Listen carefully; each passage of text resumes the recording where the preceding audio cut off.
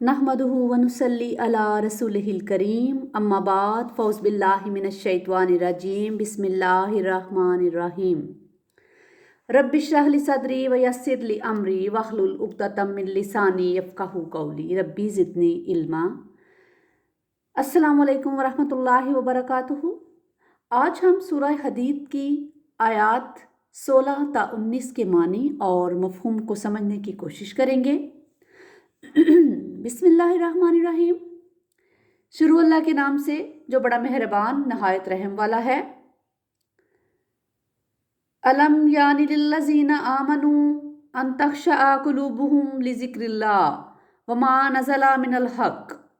क्या अभी वक्त नहीं आया है अहले ईमान के लिए कि उनके दिल झुक जाएं अल्लाह की याद के लिए और उसके आगे जो हक में से नाजिल हो चुका है, यानी कुरान।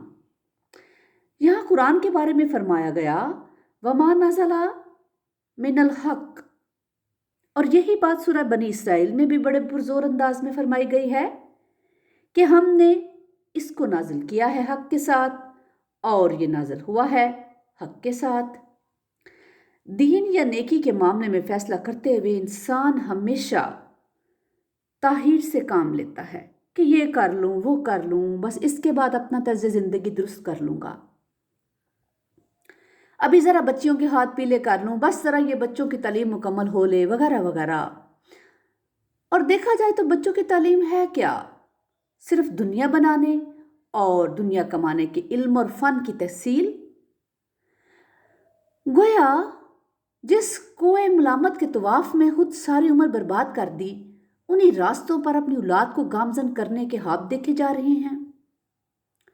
फिर यूं भी होता है कि बच्चों के कैरियर्स बनाने के लिए, उनका फ्यूचर बनाने के लिए उन्हें छोटी उम्र में ही यूरोप, बरतानिया, अमेरिका भेजने से भी दुरेग नहीं किया जाता। वहाँ जाकर जब बच्चे तरक्की की मनाज़िल तय करते हुए उस मुकाम पर पहुँच जाते हैं कि मज़हब और अखलाक से अपने ताल्लुक़ को बाइसे और समझने लगते हैं, तो फिर ये लोग बैठ कर रोते हैं और लादीनी तहजीब व तमद्दुन को कोसते हैं। चुनाचे अल्लाह ताला के इस सवाल पर लाजिम है कि हम सब अपने अपने अंदर अपने ज़मीर की अदालत में पेश होकर ख़ुद अपने आप से सवाल करें कि क्या हमारी ज़िंदगियों में वो वक्त अभी नहीं आया कि हम अल्लाह और कुरान के अहकाम के सामने झुक जाएं। वला यकूनु कल्लज़ीना उतुल किताब मिन क़ब्ल, और उन लोगों की तरह ना हो जाएं जिन्हें पहले किताब दी गई थी। फ़ताला अलैहिमुल अमदु फ़क़सत क़ुलूबुहुम, तो जब उन पर एक तवील मुद्दत गुजर गई तो उनके दिल सख्त हो गए। यहाँ पर फ़क़सत क़ुलूबुहुम के ये अल्फाज पढ़ते हुए सूरह बकरा की वो जो आयत है, आयत नंबर 74, उसका हिस्सा भी ज़हन में आ जाता है, जिसमें बनी इसराइल को मुखातब करके अल्लाह पाक फरमाता है कि फिर तुम्हारे दिल सख्त हो गए इस सब कुछ के बाद, बस अब तो वो पत्थरों की मानिंद हैं, बल्कि सख्ती में उनसे भी ज़्यादा शदीद हैं। वकसीरुम मिनहुम फासिकून, और उनकी अक्सरियत अब फासिकों पर मुश्तमिल है। इस आयत के अल्फाज जो हैं वला यकूनु कल्लज़ीना उतुल किताब मिन क़ब्ल में वाज़ा तौर पर बता दिया गया है कि बनी इसराइल भी तुम्हारी तरह अपने ज़माने की उम्मत मुस्लिमा थे, उनकी रविश को भी तुम जानते हो और उनके अंजाम से भी तुम आगाह हो। देख लो, अगर तुमने अब भी तौबा ना की और अपना तरीक़ा ज़िंदगी ना बदला तो ये मत भूलो कि उनकी तरह तुम्हें भी निशान इबरत बनाया जा सकता है।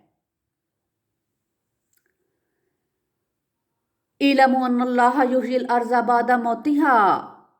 अब इस डांट के बाद इस आयत में हिम्मत अफजाई की जा रही है कि देखो, अगर तुम समझते हो कि तुम्हारे दिल की ज़मीन ईमान की फसल के काबिल नहीं, तो भी तुम्हें घबराने या मायूस होने की ज़रूरत नहीं है। इलमु अन्नल्लाह युह्यिल अर्ज़ बादा मौतिहा, जान लो कि अल्लाह जिंदा कर देता है ज़मीन को उसके मरने के बाद। हम अक्सर देखते हैं कि बंजर ज़मीन पर जब बारिश बरसती है तो उसके ज़र्रे ज़र्रे में ज़िंदगी रवां दवां हो जाती है।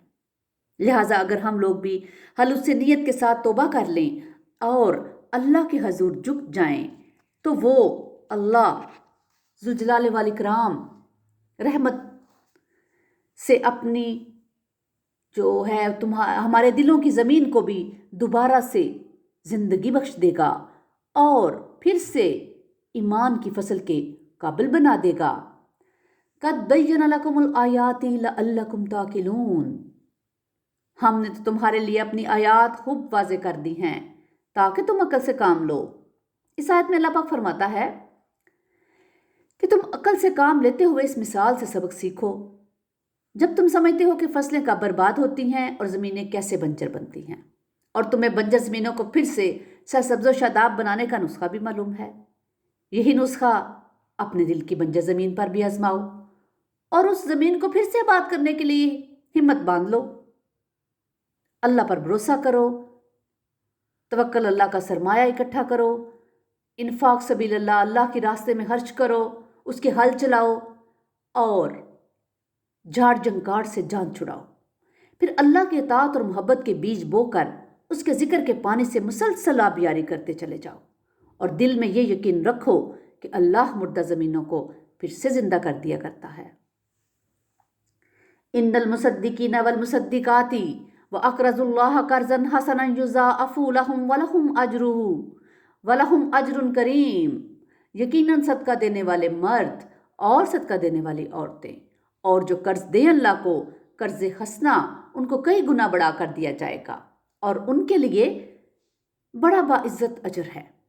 سورہ بقرہ میں بھی اللہ پاک نے یہ نقطہ واضح کر دیا ہے کہ اللہ تعالیٰ کی رضا جوئی کے لیے جو مال خرچ کریں وہ دو مدیں ہیں اس کی، یعنی ایک صدقہ ہے اور دوسری انفاق فی سبیل اللہ یا اللہ کے لیے قرض حسنا۔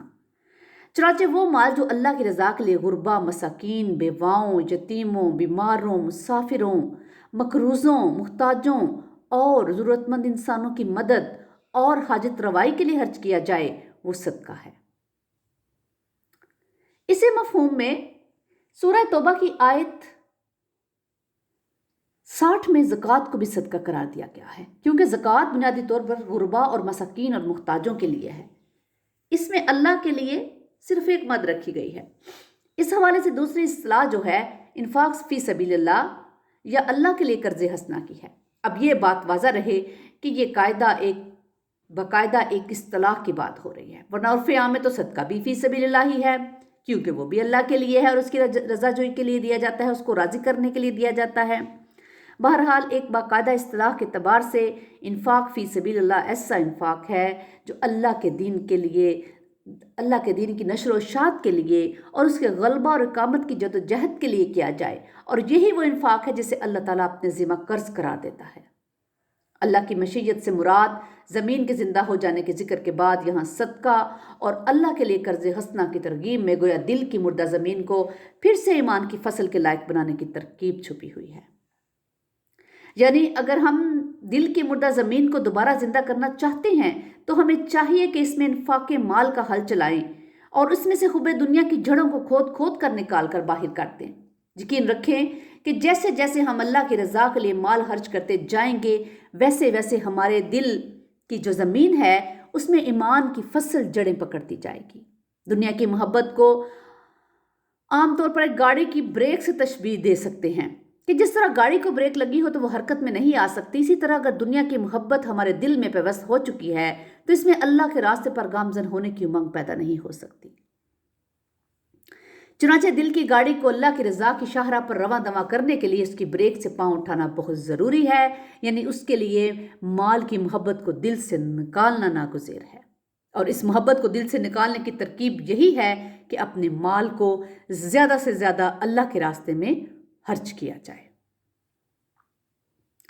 والذین آمنوا باللہ ورسلہ اولئک ھم الصدیقون والشہداء عند ربہم، اور جو لوگ ایمان لائے اللہ پر اور اس کے رسولوں پر وہی ہیں صدیق اور شہداء اپنے رب کے پاس، یعنی وہ لوگ جو صدقات کے ذریعے اور اللہ کو قرض حسنا دے کر اپنے دلوں سے مال کی محبت اور اس کی نجاست کو دھو ڈالتے ہیں، وہ جب ایمان حقیقی سے سرشار ہوتے ہیں تو ان کے لیے مقام صدیقیت اور مرتبہ شہادت تک پہنچنے کا راستہ کھلا ہوا ہے۔